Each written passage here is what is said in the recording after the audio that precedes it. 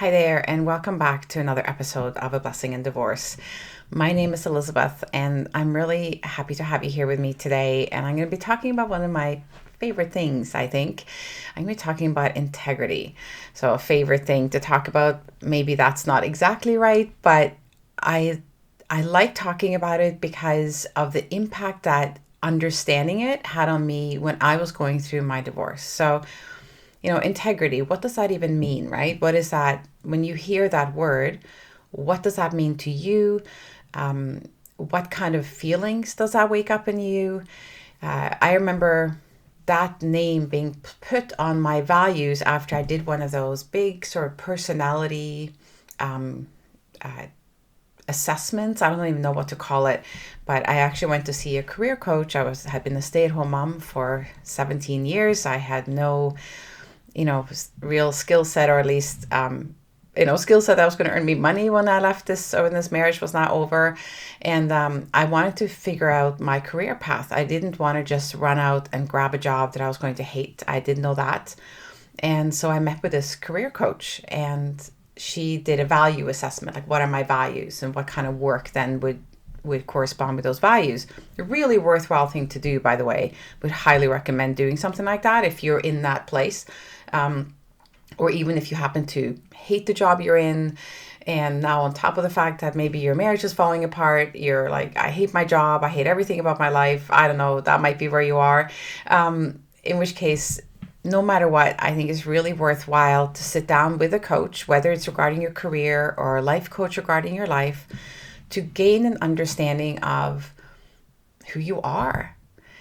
If you're anything like me, after a 20-year marriage or relationship, I had no idea who I was outside of that. I knew who I was as, his wife, as a mother, as a partner, as a housekeeper, as a, hockey mom. Like, I knew all of those things. I was really good at those things. I felt very confident in those areas of my life.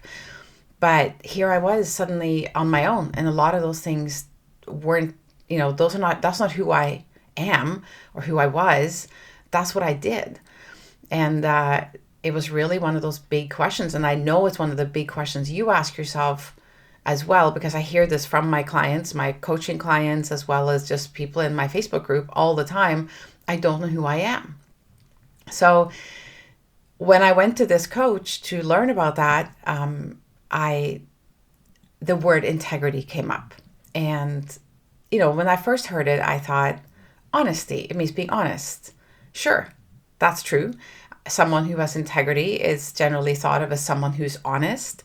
And that's true, but there's so much more to it. So I really want to talk about that with you today. So stick with me here and let's get started. Hello, and welcome back to another episode of A Blessing in Divorce. I am so grateful to be allowed into your headset and day today. My name is Elizabeth, and I'm the host of this podcast and the owner and founder of The Separation Club, which is the club you never wanted to be part of, but the best club to be in if you're going through separation and divorce. Here we talk about how to heal, move forward, and find love if you're so inclined. Also, motherhood through divorce, finding yourself, and creating the life you deserve. Our tools are community, sisterhood, honesty, vulnerability, spirituality, and coaching. And that's when we aren't talking to our experts. I'm also a divorced mother of 4 adult sons, remarried, and a stepmom to 3. So we will be talking about everything that goes with all of that here. If you are recently separated, thinking of separating, divorcing, or even beyond your divorce, but still feeling it, then this is the podcast for you. Welcome back. So let's talk about integrity and how that factors in when, for example, you're going through something like a divorce or something challenging in your life, whatever that may be. Integrity, like I said, is generally thought of as a value, as a measure of someone's honesty, their integrity in how they handle life and relationships and so on. I had been lied to and cheated on. So, one of the things that I was certainly putting forward in that personality assessment that I mentioned earlier was, doing something or being around people, actually more than anything, being around people who were honest and who appreciated that in me. And, I I knew how awful it felt to be lied to. So I didn't want anything to do with that. And so here's the thing, there's two sides to integrity. It's not just about being honest with other people and not lying, but it's also about being honest with yourself. So I want to really get into that. But let's just start off understanding how integrity plays in when it comes to, like I said, a divorce or something like that. Like, why does that matter? Why am I talking about that today? And why did it become such a key word for me as I went through all this? When I had sort of that word to attach to it, it actually really helped me understand that my honesty and my, I guess, demanding that from the people around me when they were dealing with me was huge in who I wanted in my life. Like I said, it was really trying to find what kind of work I want to do was how it came up. I didn't want to do work that I didn't feel I could be honest. I didn't want to, for example, be in a situation where I was taking a sales position and selling something that I didn't believe in, or selling in a way that didn't feel aligned with who I am. I didn't want to be selling something where I felt like I was making somebody or talking someone into buying something that really wasn't what they needed and wanted. So that was really how this integrity conversation came up. But the thing that I also realized when I understood what a huge part of me integrity is, what a strong value that is in me, I also understood that this is something that people actually also don't like about me. And that was, having that name on it, how can people not like that you're an honest person? Well, I can tell you there's several ways. And it's when you are faced with a person who is incredibly open and honest, which I am, and who, if you ask them their opinion, will tell you, is that you realize, or people realize, they didn't really want to hear your true, honest opinion, even though they asked for it. They wanted you to sugarcoat or lie or soften the blow or say something just for the sake of saying what they wanted to hear. I'm not that person. And I'm not going to pretend, and I'm not going to, if you ask me my opinion, I am going to give it to you. I'm going to give it to you nicely and kindly and respectfully, but I'm not going to pretend and lie to you and tell you something just because it's what you maybe wanted to hear. And people don't like that. They don't necessarily actually want your honest opinion. When people say, hey, how do I look? Or what do you think? They really want you to reinforce what they already want or believe or would like to think about themselves. And we tend to do that as, in the space of being people pleasers and wanting people to like us and wanting to belong. We tend to say things to people that we don't really mean. We just say them because we know it's what they want to hear. And I knew that I didn't want to live like that anymore. The truth was that even though I had not been lying to my partner or people in my life, I had actually kind of been lying to myself about how great my marriage was and how happy I was. And, I had been kind of kidding myself for a lot of years. Not that means that I deserved any of the treatment that I got, but the reality is that our marriage wasn't a true partnership. We weren't incredibly connected. We didn't have emotional intimacy. And I was not fulfilled. I did not have in him what I really wanted and craved in a partner. But, I had 20 years with him and 4 children, so I made the best of it. And I lied to myself about, and others sometimes, I guess, because I kept the truth at bay so that I didn't have to face the reality that I wasn't actually all that happy, because what were my options?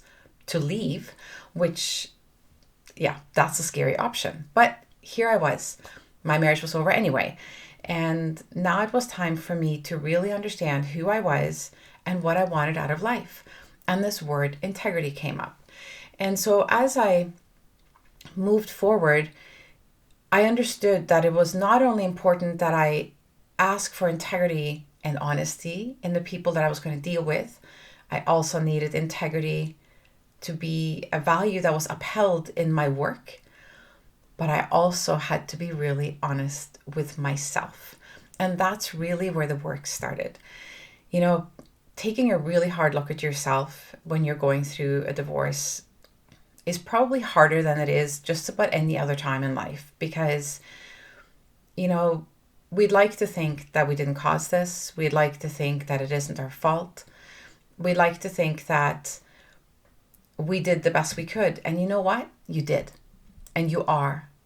And we are always, well, I shouldn't say we're always, but I'm going to say that if you feel you're doing your best, and then you did. You did the best with what you had at that time. When we're choosing from a place of love and integrity, we are always choosing our best. And we're choosing to do what we think is right in the moment. That is integrity. That is aligned living. However, it might not necessarily be aligned with your true purpose and your true being, your inner being, your soul.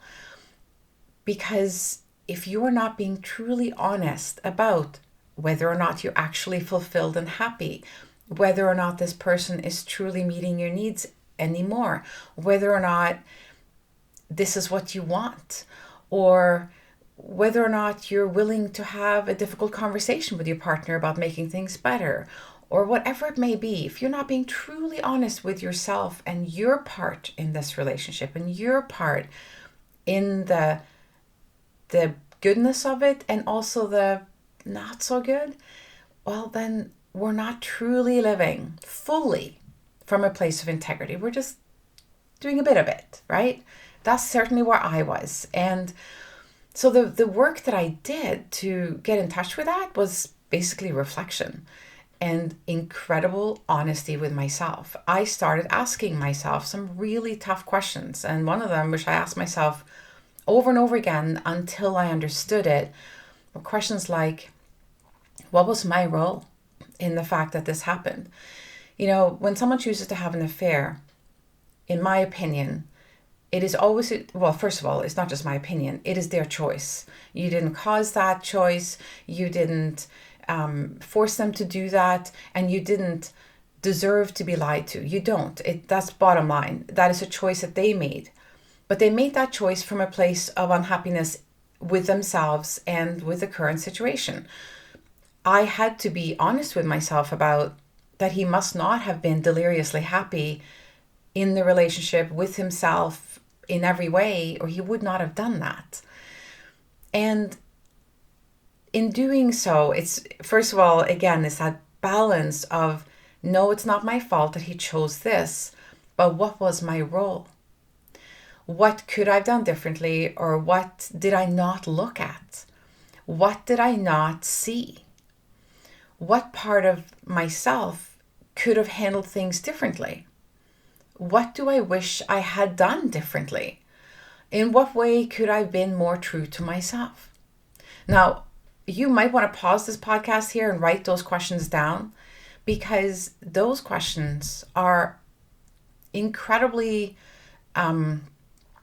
valuable or helpful in learning about yourself and as a part of your journey in healing. So you could write them down and you can use them as journaling prompts. Now, I want to caution you, this is not an opportunity to trash yourself. Oh my God, I'm so bad and I did everything wrong and I could have and I should have. That's not helpful. And it's not the truth either. My truth, for example, was, I stopped admitting that we had problems or that I didn't feel that I got what I needed years before the affair. And my answer to that was to gloss over and pretend that I was happy, to avoid situations with him that caused conflict between us. And I started to stop thinking of him as the person that I would go to. I started to take care of myself. And not that that's a bad thing, but in the relationship, that's supposed to be a lifetime relationship and your life partner, when you completely stop going to the other person, there's a loss of truth between the two of you and intimacy and understanding and sharing. There were many things that went wrong between us. But I know that one of the things that I did that was not helpful was that well, you might have heard my episode, The Pink Box, and I explained it there, but I went into my pink box. I took care of myself. In that process, I didn't necessarily say to myself, I am not happy. I'm not fulfilled. In fact, there was a fair bit of shame in that box. There was a fair bit of hiding from, I'm not good enough. I'm not worthy of his love. There must be something I'm doing wrong, or he would love me more and he'd be nicer to me and he wouldn't cheat on me. I would go into that box and work through those emotions. And when I felt strong again and good again, I'd come back out. But I learned to not go to him. And that was the reality of my marriage and what he was capable of being for me. So why am I sharing all this with you?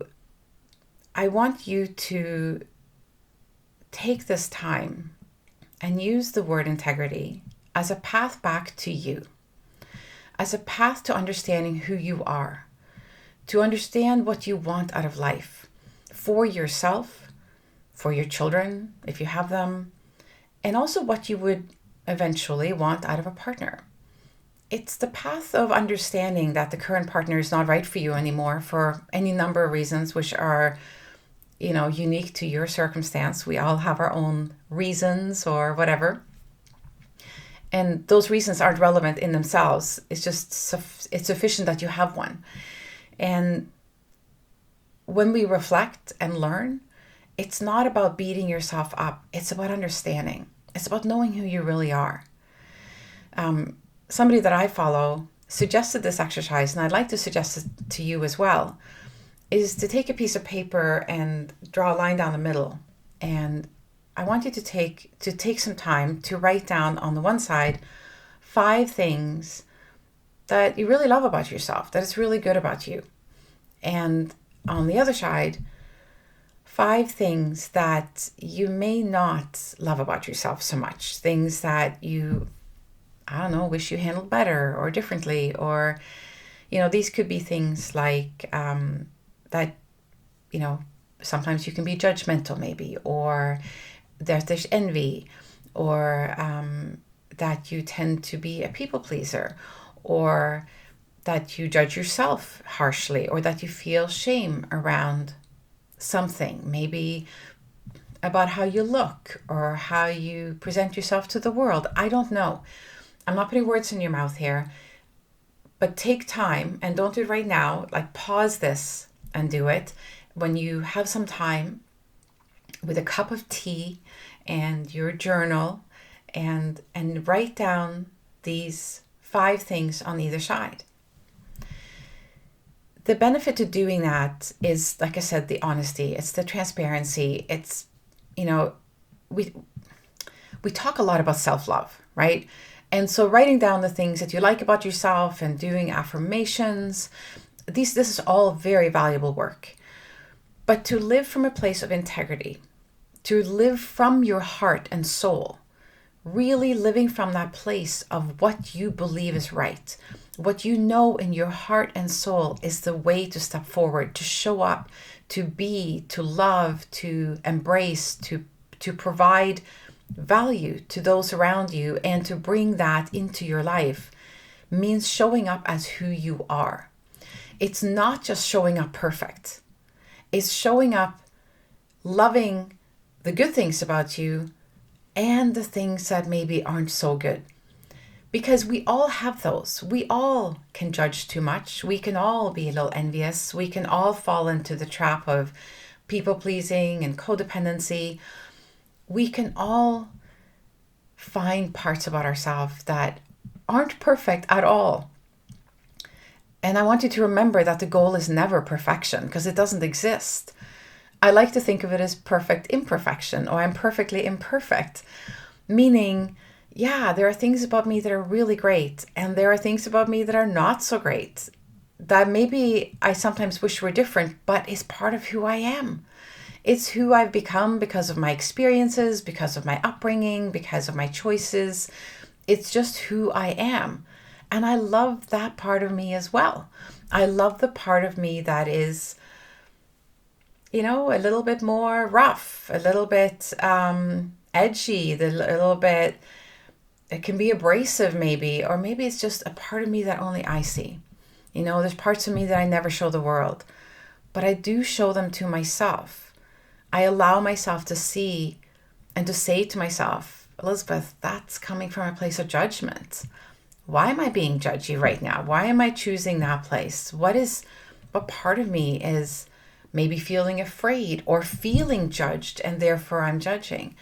You see, if you can't admit to yourself or face yourself in your lower moments, you cannot possibly truly shine, because you can't step out of that moment. When we push those away and we go, no, I'm not that person, I don't do those things, I'm this and this, and now we're going through our ego. Now we're saying and doing the things that we think we're supposed to do because that's what the world expects of us. People pleasing, codependency, wanting people's approval, wanting to show up as the better person. It actually pushes people away. It pushes away the moment of compassion that you can show someone when they express their lower side, or their shame, or their fear. Fear is one of those, I feel fear lots of times about all kinds of things. And so when somebody else expresses fear to me in my work or a coaching client, I can sit down beside them and I can say, I really know how you feel. And I know that's a heavy feeling. I know feeling fear can really stop us. It stopped me many times. Sometimes all people need to know is that you know how it feels and that you acknowledge that it's okay. And not even try to solve it. Just simply, I can sit with you in that space. Let's just sit here and allow the fear to exist for a moment.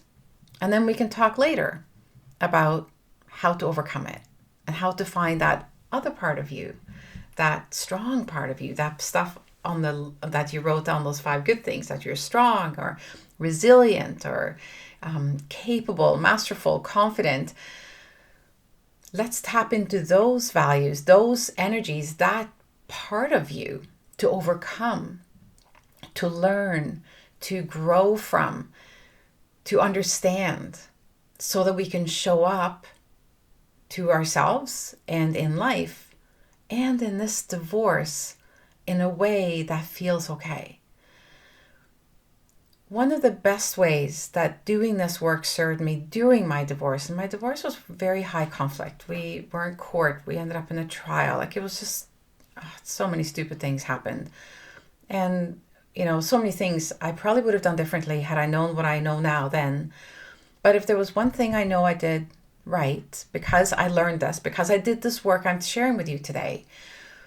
So when something came up, like a request from him, for example, about the kids, or when my lawyer sent me communication from his lawyer that felt very triggering in the moment, I would always take that moment to kind of, hand on heart, and ask myself, what's the right thing to do? I tried not to go from the place of that trigger. I tried not to ask or act or respond from my ego going, oh, that's not fair, or how dare he ask me that, or sure, it's all fine for him to ask me to be flexible, but when I ask for help, I could do all that. But I really didn't want to be that person, because it made me feel shitty. As much as I maybe wanted to give him a taste of his own medicine, sure, I wanted to do that. Again, lower side, lower vibration, right? Of course we want that, karma, whatever. But you know what? I didn't want to be that person. I wanted to be the person who chose because it was right and fair, and not because I wanted to cause pain. Because when we choose from a place of wanting to cause some kind of negative effect, like pain or discomfort, or I want them to understand what it's like when they're like that towards me, well, you know what? Now you're also living in that vibration. You are also living in that feeling, that pain, that frustration, because you have to live in that frustration to inflict it on someone else. You have to say to yourself, you have no idea how much frustration you cause me when you won't be flexible in co-parenting, or you won't have conversations with me about this. So get a taste of your own medicine. This is not feeling good. What did feel good, or at least a lot better, was to ask myself, what feels right in this moment? Can I, is this something I can easily give? Like flexibility, can I accommodate this? And it's really causing me no discomfort at all. Is it the right thing to do? Because it's what I would like to have done to me. I'd like that flexibility back. I may never get it because the person you're dealing with might just not be capable of doing that. They live through their ego and all they ever want is to inflict discomfort on people. There's nothing you can do about that, but you don't have to choose to go into it yourself. You can choose to keep yourself at a higher place, a higher vibration. I'm not talking about elevating ourselves over people and being better than others, though I kind of am, I guess, but I'm not talking about it in like I'm a better person. It's not about being, again, judgy or anything like that. It's about choosing for yourself. If you want to live a peaceful life, then make choices from a place of peace. If you want to live in a life where people are flexible and accommodating and respectful, then be flexible, accommodating, and respectful. Even if you never get it back. Choose from that place. And that's what I did. So, and often if it was a big decision, like a legal decision, and, something that I knew was going to be impactful for a long time, I would ask myself what I thought was right, what was fair, what I could live with, and I would sleep on it. And then I get up in the morning and ask myself if I still felt that was the right thing. Like literally sit up in bed. Does that still feel right? Yes, it does. Then that's what I'm going to do. Sometimes those were things that maybe it was exactly what he wanted, and other times it wasn't. It was just that I chose based on what I thought was right. And I never had any unease around it. I found our high conflict divorce was stressful for sure, like being in court and sitting in these rooms with your lawyers, and it's a very stressful environment. But when I left, I was fine. I slept well, I was able to have fun with my kids, and I was able to get on with my life. So as I'm sharing this with you today, here's what I want you to hear. Living a life of integrity is about living a life of honesty. Honesty about what you want, honesty about what you believe in, honesty about wanting to live an honest life, like always speaking your truth, but also being honest with yourself about things that don't always show up so great, having conversations with people that didn't turn out well. Maybe you had a conflict conversation with a parent or a friend or one of your children or your ex, and you walked away not feeling good. And being able to ask yourself, what was my role in that conversation deteriorating and becoming a fight? What could I have done differently? Or did I say the things I meant to say, and did I say them in a way that was right? For example, we can only ever impact our own behavior. We can only ever choose for ourselves. We can choose every word that comes out of our mouth. We can choose how we respond in any situation. And yes, I'm going to say it again. You get to choose how you respond in every situation. You get to choose the words that come out of your mouth. No one makes you say anything. No one makes you feel anything. And we like to say that. My ex makes me feel so angry. My ex made me feel so unworthy, so unloved. Technically speaking, what they did or didn't do or said or didn't say caused that feeling in you. Yes, when we are definitely influenced by the people in our lives and by the circumstances around us. But then we can do the work. Okay, that person just said something to me and I'm feeling anxious, angry, hurt, whatever. Why am I feeling that way? I don't want to feel that way. What do I need to do to stop feeling that way? And the truth is, and it was very much true for me, I needed to not be with that person. So as much as the affair triggered the end of our marriage, it was a marriage that wasn't good. And it was a marriage I did not want to restore. And that was a choice that I made. one of the things that I remember he said to me after the decision had been made, and he's a bit of a narcissist, and so he really tried to bully me into changing my mind. And he used all kinds of emotional strategies and blame, and he tried all kinds of things. But anyway, when he realized he'd lost control over me emotionally, that his way of treating me no longer impacted me to please him, which is what the pattern had been in our marriage, me trying to avoid him being not nice to me, so then I would just do whatever I needed to say or do to keep him being nice to me, right? I remember the moment he realized he'd lost that control, and he blamed me. He said, you're the one who's breaking up our family. I can't believe you're doing this to us and the boy. So he tried that emotional trigger of like, I'm hurting the children. So he told me I was doing. And I looked him square in the eye and spoke from my integrity in that moment. And I said to him, I fully expected you to blame me for this. And I said, you're right. Because of your affair, I have chosen to no longer tolerate those, and I have chosen to end our marriage. And I'm okay with that. And that's when he knew he'd lost me, completely lost me. So my message to you is, you might you might have an ex who's blaming you for everything. I was blamed for the affair. I was blamed for the end of our marriage. I was blamed for all kinds of things.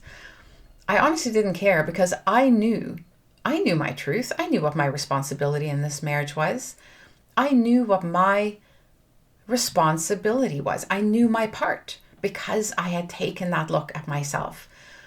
I knew the good things that I did. I knew the not so good things that I had done or not done. But ultimately, I did know. I had come from a place of integrity in that marriage. I had chosen to be honest and faithful and loyal and all of those things. I had chosen to be the best partner I knew how to be at the time. In that journey, I had sometimes abandoned myself. I had to be honest about that. I had abandoned myself and not put the boundaries in place that I needed to. I had allowed behavior that I shouldn't have. And I forgave myself for all of those things. I looked at that and I said to myself, and I know why I did it. I did it because I wanted to maintain the marriage. That's something that I wanted. I wanted to continue to stay in that relationship. I wanted to maintain and hold on to our family. That mattered. That was everything to me for so many years. That was my whole identity. So I did what I needed to do, or what I felt I needed to do, with what I had available to me at the time. When the marriage was over, and I did all of this work, and I learned all of this about myself, and I chose integrity as always being the value that guided me forward no matter what. Integrity and love. Those were the two things that to this day always guide me forward. What do I need to do? What is the right thing to do so I can stay true to myself and also be a kind, loving, honest person with the person or the people in front of me?